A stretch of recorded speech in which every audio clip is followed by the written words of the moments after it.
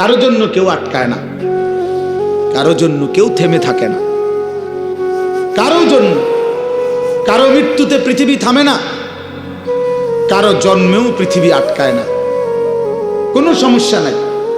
কিন্তু দোস্ত আমার, আমরা প্রত্যেকেই আলাদা আলাদা নিজ নিজ কবরে ফিরে যাব, এটা মনে রাখতে হবে। আলাদা আলাদা নিজ নিজ কবরে ফিরে যাব আমরা। কাজেই একাকী হতেই হবে, একদিন একাকী আল্লাহ তাআলার মুখোমুখি হইতে হবে।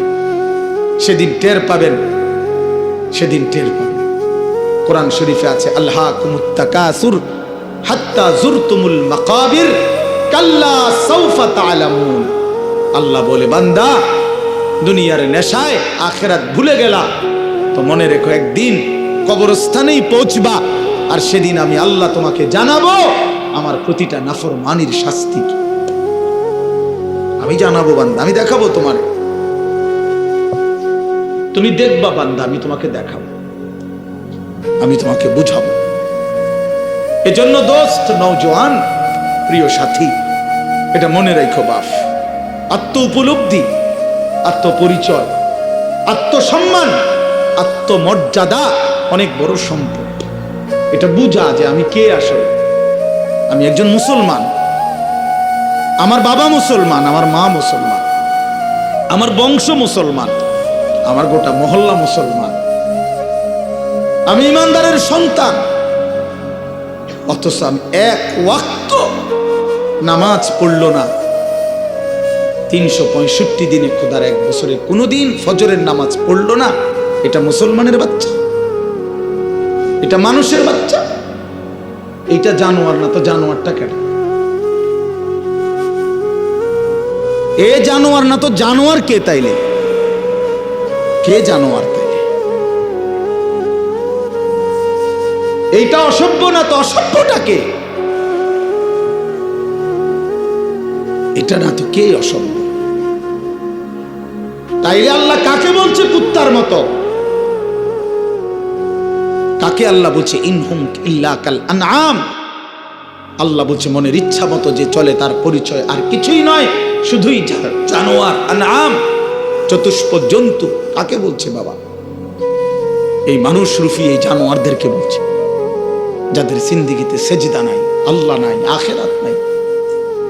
কে মা, কে বাবা, কি ধর্ম, কে বানাইছেন, কিচ্ছুর খবর নাই। মোবাইল, নারী, ছবি, অশ্লীল দৃশ্য, অসৎ বন্ধুদের আড্ডা, হাসি ঠাট্টা, সারা রাত মোবাইলে উলঙ্গ ছবি দেখতেছে, সকাল 9টা 10টা পর্যন্ত ঘুমায় আছে। আহ, হায় হায় হায়, এটা বুঝি কোনো জিন্দিগি হলো? বা মানুষের জিন্দিগি তো এরকম হওয়ার কথা না। এক চতুষ্প জন্তু, এক রাস্তার কুকুরও তো এতক্ষণ ঘুমায় থাকে না। এক চতুষ্প জন্তু, জানোয়ারও তো এমন হয় না। এই জন্য বাপ, এটা বোঝা উচিত। প্রিয় ভাই আমার, ছেলেরা আমার, কোনো একজনও যদি বুঝে থাকো তো তুমি মনে মনে হিসাব মিলাই, তোমার বন্ধুর লগে না, তুমি একা হিসাব মিলাইবা। আসলে আমি কে? কে আমাকে বানাইলেন? কেন বানাইলেন? আমি কোত্থেকে আসলাম? তিনি আমার কাছে যা চাচ্ছেন আমি তা করছি কিনা?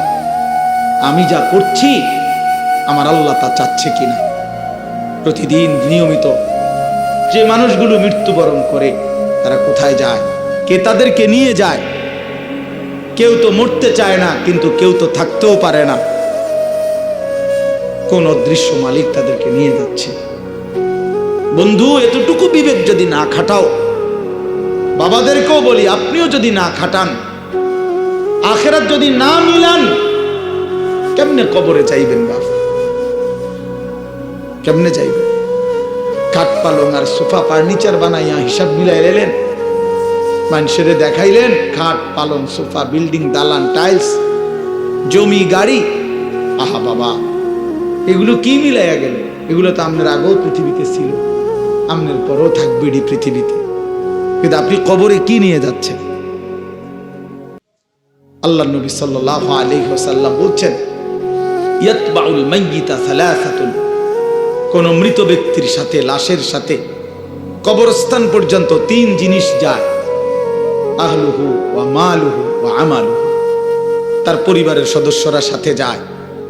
কিছু সম্পদ, মাল, এই যে লাশের একটা খাটিয়া, আগরবাতি, একটা কাপড় ইত্যাদি ইত্যাদি, ছোটখাটো কিছু ঠুনকো মাল সামান্য, এগুলোও সাথে যায়। আর ও আমালুহু, তার সারা জিন্দিগির আমল কর্মকাণ্ড, সেটাও তার সাথেই যায়। ফায়ারজিউ ইসনান ওয়া ইয়াবকা ওয়াহিদ, 2 জিনিস ফিরে আসে। এক, তার বংশধর, পরিবার, মহল্লাবাসী ফিরে আসে, এবং ওই খাট কাপড়গুলোও ফিরে আসে। আর শুধুমাত্র তার আমল, ভালো কিংবা মন্দ, ওইটাই তার কবরের সাথে থেকে যায়। এই জন্য দোস্ত, আমরা আমাদের 1 সেকেন্ড, 1 ঘন্টা, 1 মিনিট, একটা নিঃশ্বাস যেটা একবার পড়ছে, এটা আর কোনোদিন আমরা হিসাবের বাহিরে আড়াল করতে পারবো না। কোরআনুল কারীমের মধ্যে আল্লাহ বলছেন, লা ইউগাদিরু সাগীরাতান ওয়ালা কাবীরাতান ইল্লা আহসাহা। এই ফেরেশতারা ডান কাঁধে বাম কাঁধের, ছোট থেকে ছোট, বড় থেকে বড়, জীবনের প্রতিটা স্পন্দন, প্রতিটা নিঃশ্বাস পর্যন্ত আল্লাহর কসম আমলনামার মধ্যে উঠায় রাখছে। 24 ঘন্টার 1টা মিনিট বাবা, ছেলেরা সবাইকে বলি, আমাকেও বলি, আড়াল করার কোনো সুযোগ নাই, কোনো সুযোগ নাই বন্ধু। কোনো রাত, কোনো দিন, কোনো ঘন্টা, কোনো মিনিট, সেকেন্ড, আর কোনো দিন আমার আড়াল করবার সুযোগ নাই আল্লাহর কাছ থেকে। এই জন্য আমরা যদি এটা না বুঝি বাবা, অনেক নওজোয়ান, তোমরা চেহারা সুরত দেখলে বোঝা যায় বাপ, কতদিন হয় নামাজ পড়ো না। তোমার মালিকরে এমন ভুলা, কেমনে ভুললা? কোন মার ঘরে জন্ম নিলা? কোন বাবার ঘরে বড় হইলা? বাপেরই বা এত বড় বেইজ্জতি কেমনে করলা? মারে এত বড় অপমান কেমনে করলা? মা তো পরিচয় দিছে মুসলমান, বাবাও তো জানে তুমি মুসলমান, তুমি নিজেও তো জানো তুমি মুসলমান। মুসলমান এমন হয়, মুসলমান এমন হয় যে 1 ওয়াক্ত নামাজ পড়তে মন চায় না, এটা মুসলমানের বাচ্চা। ঠিক মতো কখনোই পেশাব পায়খানা করে পাক পবিত্র শরীয়ত মতে হয় না, এটা মুসলমানের বাচ্চা। 24 ঘন্টা নারী ছবি ছাড়া, নাটক সিনেমা ছাড়া, টেলিভিশন সিনেমা ছাড়া, নর্তকী দেখা ছাড়া জীবন যার কাটে না, এটা মুসলমানের সন্তান। মুসলমান এমন হয়। এই জন্য আমার বন্ধু, আমি অনুরোধ করছি প্রত্যেকের কাছে, আমাকেও বলি, আপনাদেরকেও বলি, নওজোয়ান ছেলে তোমাদেরকেও বলি, একজন হইলে একজনই মনে রাখো, নিজের হিসাব কইরো বাপ।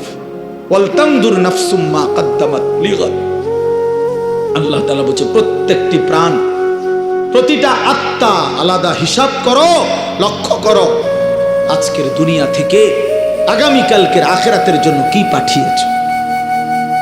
চোখ বন্ধ করলেই মৃত্যু থামবে না, ভুলে গেলেও মৃত্যু থামবে না, না বুঝলেও মৃত্যু থামবে না। বুঝে আসলেও মরে যাবেন, না বুঝলেও মরে যাবেন। চোখ খোলা থাকলেও মরে যাবেন, চোখ বন্ধ থাকলেও মরে যাবেন। হাসলেও মরে যাবেন, কাঁদলেও মরে যাবেন। রাজপ্রাসাদের অট্টালিকায় থাকলেও মরে যাবেন, জীর্ণ কুঠির কুড়ে ঘরে থাকলেও মরে যাবেন। প্রিয় বন্ধু, যেটাকে আড়াল করার কোনো সুযোগ নাই, মৃত্যুকে পাশ কাটবার কোনো সিস্টেম নাই, কোনো সিস্টেম নাই। 7 মহাদেশের মালিকও যদি হয়, 7 রাজার ধনও যদি কেউ পায়, তারপরেও যেহেতু মৃত্যুকে বাদ দেওয়ার, আড়াল করবার কোনো সিস্টেম নাই, অতএব প্রস্তুতি নেওয়া এটাই বিবেকবানের উচিত। কারণ যেহেতু আমি মৃত্যুকে আড়াল করতে পারবো না, অতএব মৃত্যুর জন্য প্রস্তুতি নেওয়া এটাই চূড়ান্ত বুদ্ধিমান।